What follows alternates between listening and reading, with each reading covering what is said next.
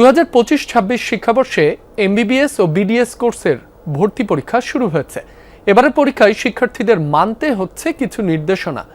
দেশের 17টি কেন্দ্র ও 49টি ভেন্যুতে অনুষ্ঠিত হচ্ছে এ পরীক্ষা। সকাল 8টা থেকে 9:30টার মধ্যেই পরীক্ষা কেন্দ্রে প্রবেশ করতে হয় পরীক্ষার্থীদের। স্বাস্থ্য মন্ত্রণালয়ের বিজ্ঞপ্তিতে বলা হয়, পরীক্ষার সময় 15 মিনিট বাড়িয়ে 1 ঘন্টা 15 মিনিট করা হয়েছে। লিখিত ভর্তি পরীক্ষায় প্রতিটি ভুল উত্তরের জন্য 0.25 নম্বর কর্তন করা হবে।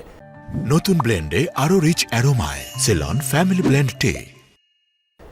দেশের সরকারি মেডিকেল কলেজগুলোতে আসন সংখ্যা 5,645টি, যার মধ্যে এমবিবিএস 5,100 এবং বিডিএস 545টি।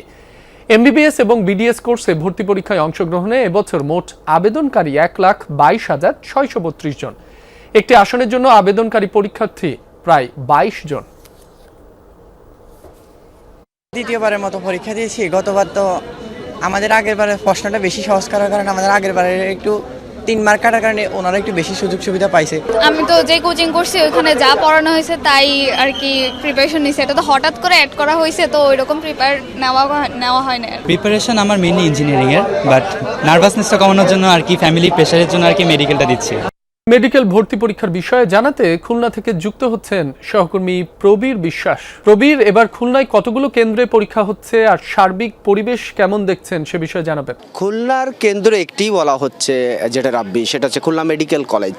কিন্তু একটি কেন্দ্রের বিপরীতে 3টি উপকেন্দ্র, সেটি একটি তো খুলনা মেডিকেল কলেজ রয়েছেই, অপরটি নৌবাহিনী স্কুল অ্যান্ড কলেজ এবং আরও একটি খুলনা সরকারি গার্লস স্কুল, যেটি বয়রা মহিলা কলেজ বলা হয়।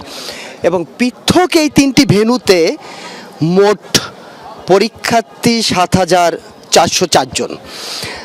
সকাল 10টা থেকে পরীক্ষা শুরু হয়েছে। আপনারা দেখতে পাচ্ছেন যে পরীক্ষার্থীদের যে সমস্ত অভিভাবক রয়েছেন অথবা প্রিয়জনকে হলে প্রবেশ করিয়ে অপেক্ষা বাইরে সেই পালাটি, এবং 10টা থেকে যে পরীক্ষা শুরু হয়েছে সেটি একটা না সোয়া 1 ঘন্টায় পরীক্ষা চলবে, অর্থাৎ 11টা 15 মিনিটে পরীক্ষা শেষ হবে।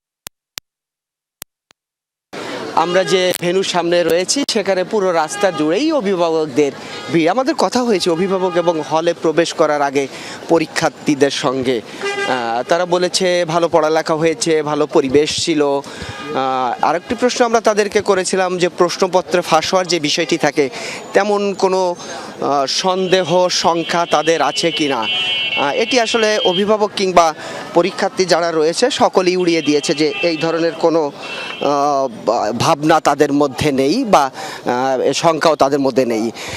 এখনো পর্যন্ত যে 3টি পৃথক ভেন্যুতে পরীক্ষা অনুষ্ঠিত হচ্ছে আমরা জানতে পেরেছি, সেখানে সুষ্ঠু সুন্দরভাবে এই পরীক্ষা অনুষ্ঠিত হচ্ছে এবং 11টা 15 মিনিটে পরীক্ষা শেষ হবে। সেই পর্যন্ত অভিভাবকদের অপেক্ষা, তারপর প্রিয় মানুষটিকে নিয়ে আগামী ভবিষ্যতের জন্য ভালো কিছু করবে যারা অভিভাবক রয়েছে তারা এমনটি প্রত্যাশা করে।